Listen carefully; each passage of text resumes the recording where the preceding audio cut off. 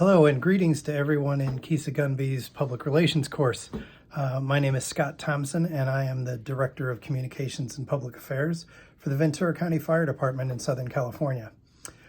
Your instructor asked me to give you a little bit of insight into my career and some of the things you guys might be looking for as you move forward into this profession. So to start things out, I actually started my career in journalism, where I spent 20 years as a reporter and an editor for a variety of news organizations, including the Orange County Register here in Southern California and the Associated Press. After a number of different stops and with some of the shakeout going on in the news business, I made the switch into communications and spent the first 14 years at the publicly owned electric utility Seattle City Light in Seattle, Washington. And, for the last several years, I've been here in Southern California with the fire department. She asked me to talk about degrees or certifications. The key piece here is your ability to write, to think strategically, to identify audiences and how to reach them effectively with messaging. So that could come in a variety of different ways in terms of your training, whether that's journalism or communications or public relations or marketing even as a degree. But beyond that, your engagement in social media, your activity with posting online content for websites, and most importantly, being aware of the concerns of the community that you work in and that you serve. So consuming news and staying up to date on the issues that are affecting the community that you work in, you serve, and you live in. Because unless you understand your audience and their concerns and their needs, you're going to be missing opportunities on how to connect with them with what you want to share, whether you are a business or a public agency. So being well-rounded in all of those areas is going to put you, a big step forward in finding opportunities within this field. She wanted to have me describe a typical day in my profession, and I can't say that there is a typical day. There are things that we do in terms of monitoring social media, posting updates through those channels, conferring with our executive leadership, constantly being aware of what's going out, in the community. So, staying on top of the news and so forth. We host events, but there isn't one day that is exactly like the next. And that's one of the things that I like best about this career. Is the variety of what you get into.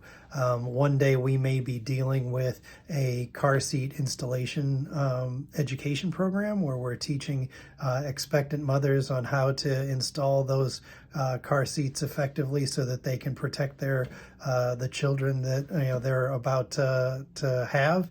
And another day we may be engaging on information with communities that are at risk of wildfires and what they can do to reduce the risk to their homes.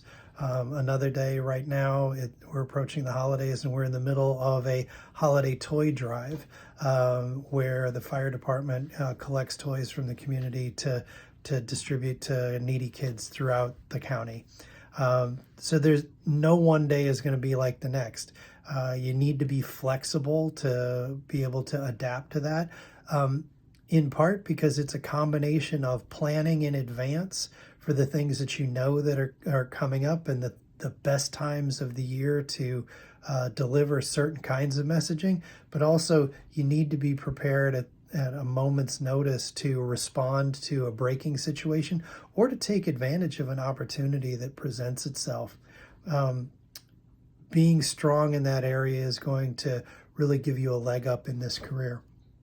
And then how do we keep up with advancements in the profession? I read a lot. I go through a lot of content on LinkedIn, where colleagues are sharing things that they're experiencing. This past year has, artificial intelligence, and content that is being created using AI has been a big driver. That's a huge leap forward. And I would encourage all of you, as changes in technology and other trends develop, to make sure that you are keeping your eyes fully open on, not only the opportunities that might present themselves with those kinds of changes, but also the potential impacts that come along with them. Um, these days, technology is advancing so rapidly that often we may be getting out ahead of ourselves before we even have a decent guardrails in place for how to go about using it.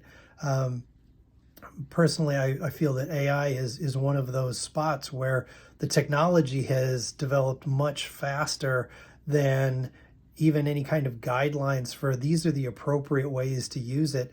And here's some areas where we probably should avoid using it and what the implications are, in terms of trust and authenticity for the organizations that do engage with the use of AI. So something to keep in mind as you all move forward. And then advice for how to prepare for this career. The first piece is that at the bottom of all of the different roles in my organization, we are storytellers.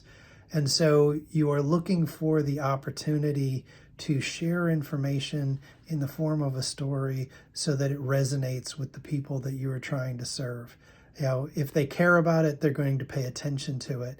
If it's something that speaks to them and they recognize that is addressing a situation that they have a need or an interest in, they're going to be more likely to engage with you. So develop those skills now, as a way to make yourself more effective, in this field. Also, the other critical piece that I will share with you is to look for organizations that share your values, that have a mission that you care about. Because if you find yourself working with that type of agency or organization and in a strong, supportive culture where you feel a good fit, that is going to propel you forward. You're going to feel energized when you come to work. You are going to put your best work forward. And it's that kind of thing where if you love what you do, you never work a day in your life. Look for those opportunities. And finally, the last piece of advice that I pass along to you is that no matter where you work or who you work for, recognize what your core values are. For me, honesty, integrity matter a great deal. And if you ever find yourself being asked to compromise those internal values that you hold dear by anyone that you work for, that's a very clear sign that you need to find a different place to work. You should always feel great about the work that you are doing and how it is getting done and the people that you are working for. Anyone who does not align with, those kinds of core, code of ethics values, does not deserve your talent, supporting their organization. And so I wish all of you the best. And if you have any questions, please feel free to reach out to me at any time. You can catch me on LinkedIn. I look forward to hearing from you. Have a great day.